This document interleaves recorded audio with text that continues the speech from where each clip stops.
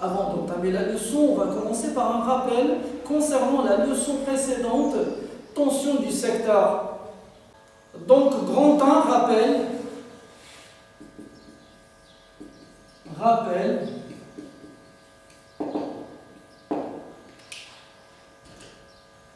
tension du secteur. On va commencer par un premier point, définition. Donc, définition.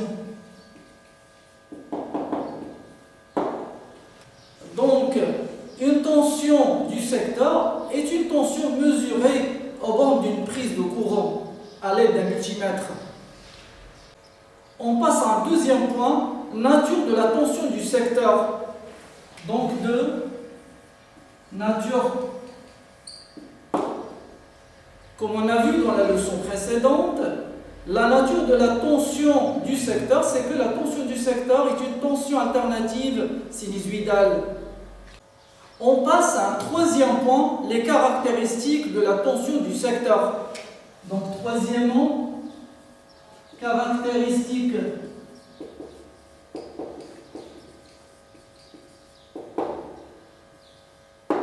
on va commencer par la première caractéristique, la tension efficace.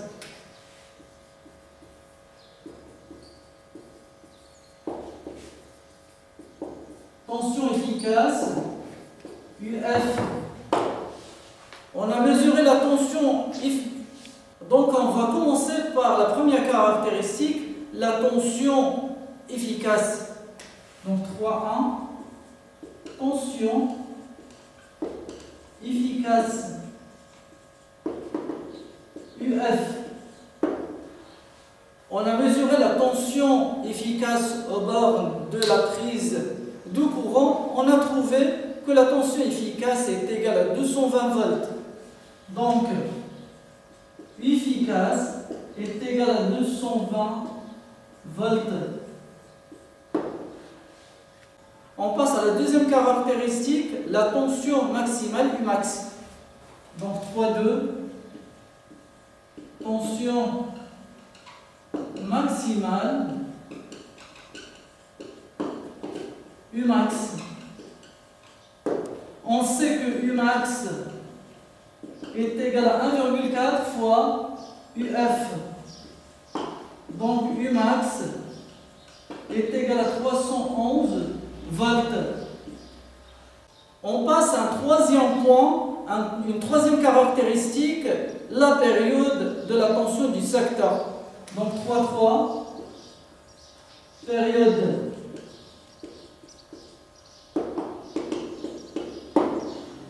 on a exploité l'oscillogramme de l'oscilloscope, on a trouvé que la période de la tension du secteur est égale à 20 millisecondes. Donc T est égal à 20 millisecondes.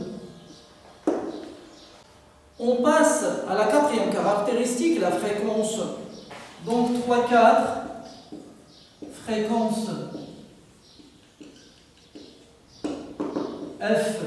On sait que F est égal à 1 sur T. Donc F est égal à 50 Hz. Donc on passe à un deuxième paragraphe, montage monophasé.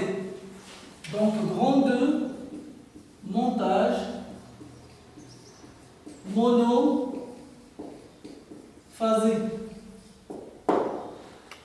Donc on passe à un deuxième paragraphe, montage monophasé. Donc grand 2, montage monophasé. On commence par un premier point, introduction. Donc introduction.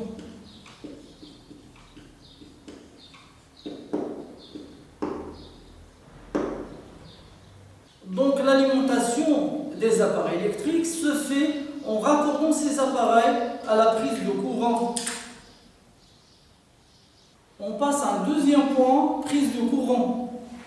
Donc deuxièmement, prise de courant. On commence par un premier point de 1, description.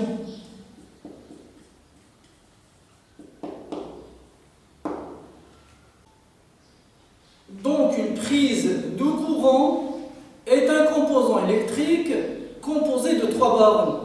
2 bornes femelles, une borne mâle. On passe à un deuxième point, les fils reliés aux bornes de la prise de courant. Donc deux fils reliés. Une prise de courant est reliée à 3 fils de couleurs différentes. Voilà un fil rouge lié à la première borne femelle. Voilà un fil bleu relié à la deuxième borne femelle. Voilà un troisième fil jaune-vert relié à la borne mâle. On passe à un troisième point, le tournevis testeur.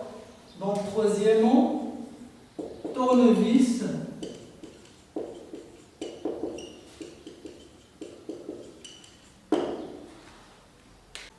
On commence par un premier point, description.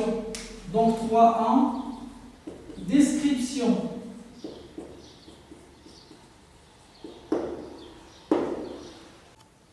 Donc voilà un tournevis testeur. Il est composé d'un plot de contact. On va le diviser à l'aide d'un tournevis. Voilà, on a divisé le plot de contact. Voilà à l'intérieur, il y a un ressort. Voilà un autre élément, une résistance. Et voilà la lampe. Voilà un autre élément, la lame du tournevis testeur. Et voilà la partie isolante. On va le monter, on va commencer par la lampe.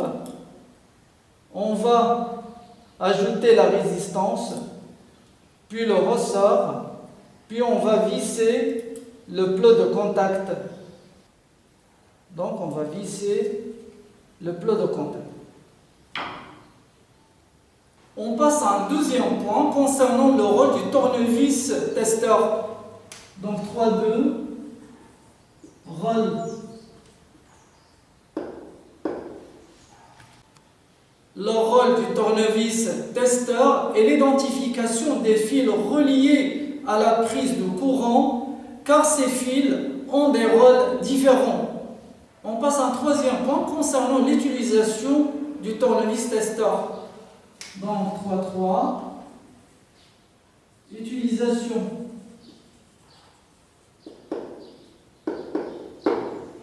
L'utilisation du tournevis testeur est facile. Premièrement, on introduit la lame du tournevis testeur dans une borne de la prise de courant. Deuxièmement, on touche le plot de contact à l'aide d'un doigt. On passe à un quatrième point, l'identification des fils reliés à la prise de courant. Donc quatrièmement, identification.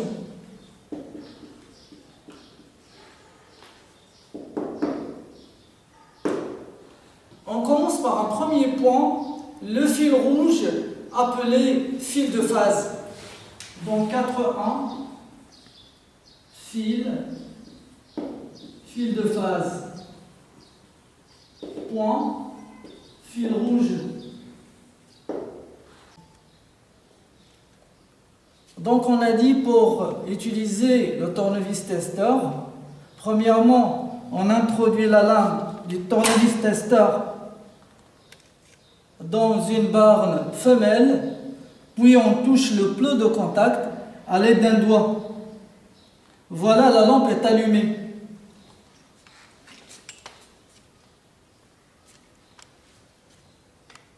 Lorsque la lampe est allumée, cela veut dire que le fil qu'on a testé est le fil rouge, appelé fil de phase. Voilà, on va ouvrir la prise de courant. Voilà le fil rouge. Voilà, on va le tester de l'intérieur. Voilà la lampe est allumé.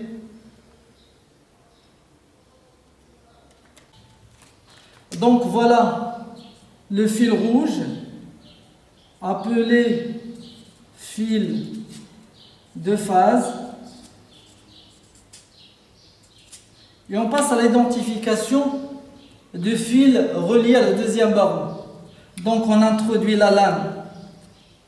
On introduit la lame du tournevis dans la borne femelle, dans la deuxième borne femelle. On touche le plot de contact avec un doigt. Voilà, la lampe ne s'allume pas. Lorsque la lampe ne s'allume pas, cela veut dire que le fil qu'on a testé est le fil bleu, appelé fil neutre. Donc voilà, on va ouvrir la prise du courant.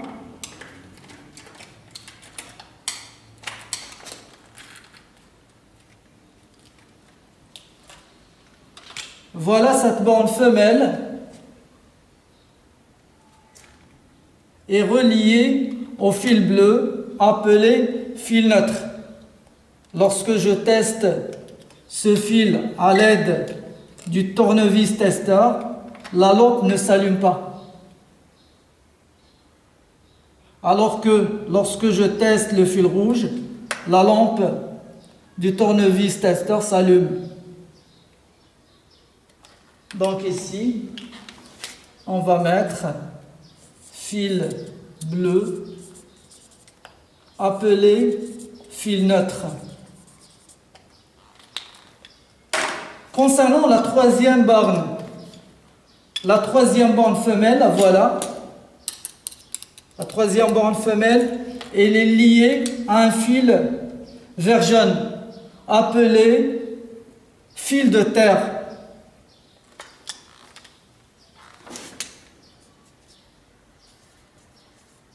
Fil jaune-vert appelé fil de terre.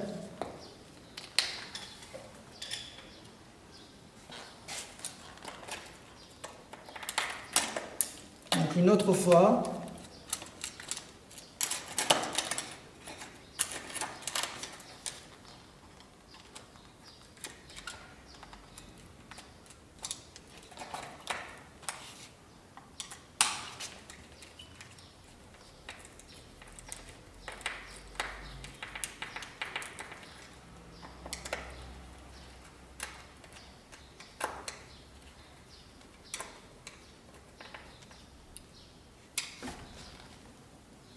Donc voilà le fil.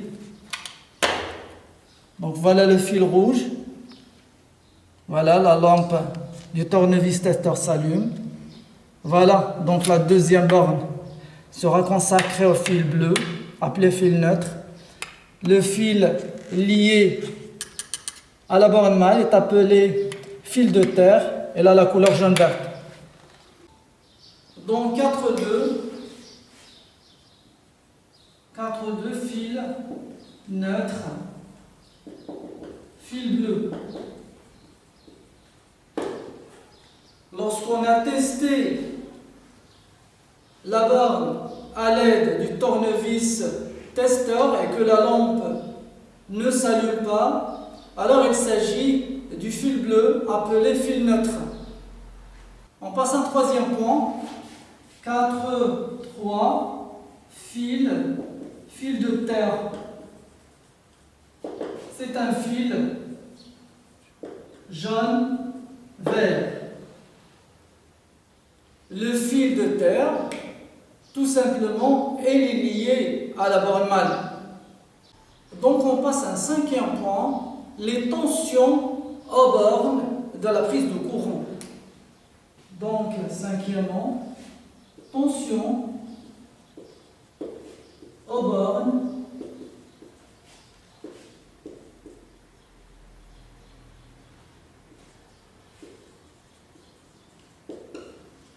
de la prise de courant. Donc, un premier point, on va mesurer la tension entre les deux bornes phase neutre. Donc 5.1, tension, phase neutre, U, R, N. Donc on va utiliser un multimètre pour mesurer la tension entre la borne du fil phase et la borne du fil neutre. Ça veut dire entre le fil rouge et le fil bleu. Donc on va choisir le bon calibre, ça veut dire 750. On va régler le multimètre en mode alternatif, puis on va allumer le multimètre. On va introduire la première borne, puis la deuxième borne. Voilà 214 volts, c'est presque 220 volts. On passe à un deuxième point, on va mesurer la tension entre les deux bornes phase terre. Donc 5,2, tension, phase terre. Donc U, R, jaune vert. Donc deuxième manipulation, on mesure la tension entre le fil de phase et le fil de terre. Ça veut dire la tension entre le fil rouge et le fil jaune-vert. Voilà, la valeur affichée sur l'écran du multimètre est 215 volts, c'est presque 220 volts. Donc, on passe à un troisième point, on va mesurer la tension entre les deux bornes neutre-terre. Donc 5,3, tension, neutre, terre.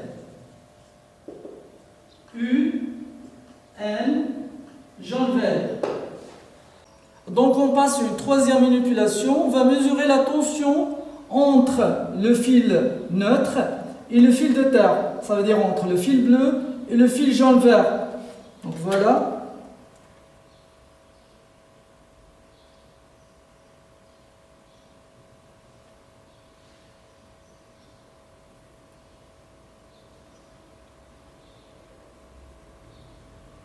Donc on a trouvé 0 volts. Donc la tension entre le fil neutre et le fil jaune-vert est 0 volts. Donc on passe à un quatrième point, conclusion. Donc la tension entre les deux bornes phase neutre est égale à 220 volts. La tension entre les deux bornes phase terre est égale à 220 volts. Et la tension entre les deux bornes neutre-terre est égale à 0 volts. Donc 5,4, conclusion.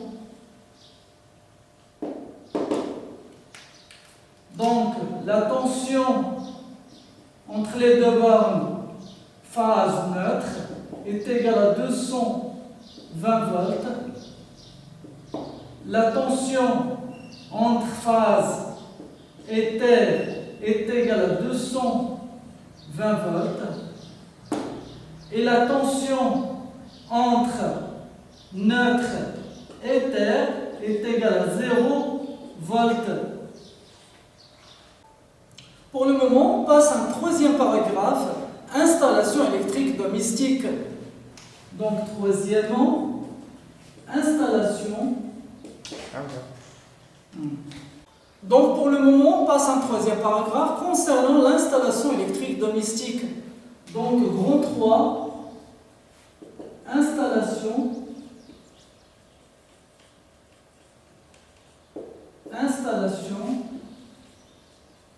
électrique domestique.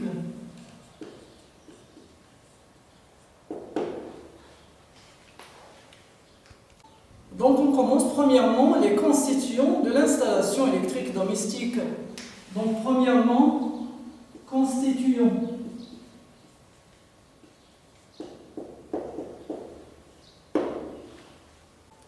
On commence par un premier constituant, le contact. compteur électrique. Donc 1, compteur.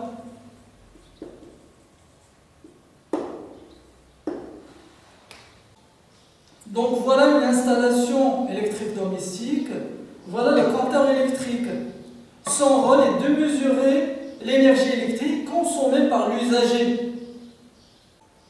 On passe à un deuxième constituant qui est très important, le disjoncteur différentiel. Donc 1, 2, disjoncteur différentiel.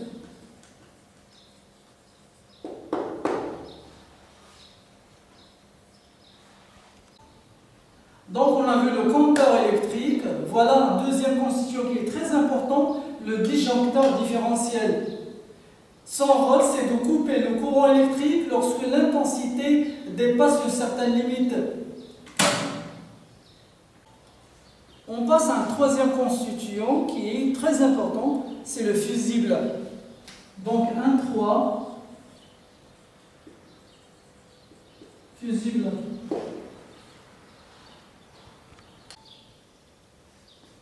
Voilà des éléments qui sont très importants dans l'installation électrique domestique.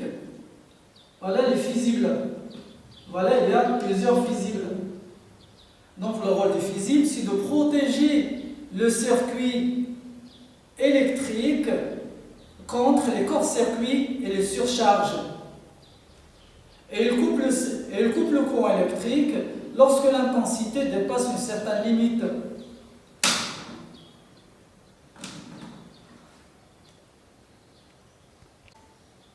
On passe à un quatrième constituant qui est le fil électrique.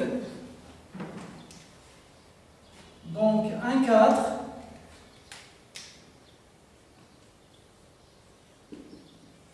Fil électrique. Voilà les fils électriques. Le rôle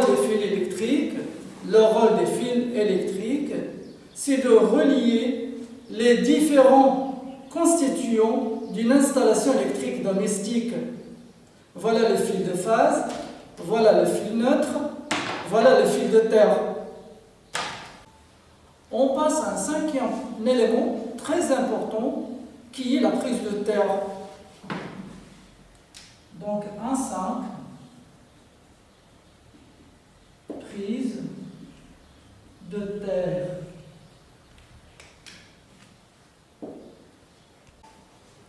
La prise de terre est un dispositif placé dans le sol de la maison auquel sont reliés les fils de terre de l'installation électrique domestique.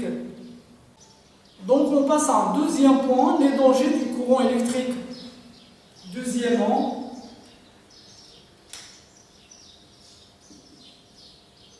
danger du courant électrique.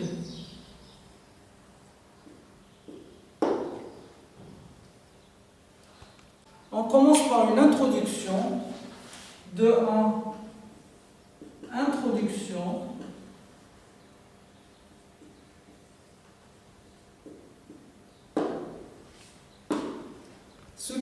Ce qu'il faut savoir, c'est que la tension du secteur est une tension dangereuse. On passe à un deuxième point, l'électrisation. 2.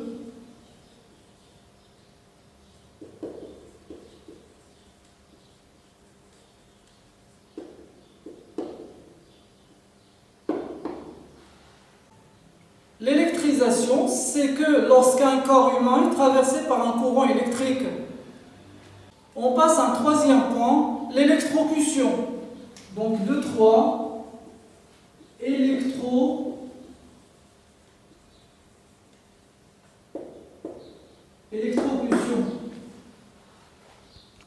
Lorsque le courant électrique qui traverse le corps humain est très intense, on parle d'une électrocution qui peut entraîner la mort. On passe à un quatrième point, l'incendie.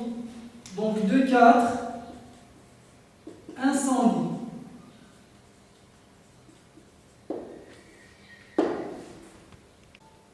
les courts-circuits et les surcharges électriques peuvent entraîner des surintensités qui peuvent provoquer des échauffements qui peuvent conduire à un incendie. On passe à un troisième point, prévention, ça veut dire comment éviter les dangers du courant électrique. Donc troisièmement, prévention.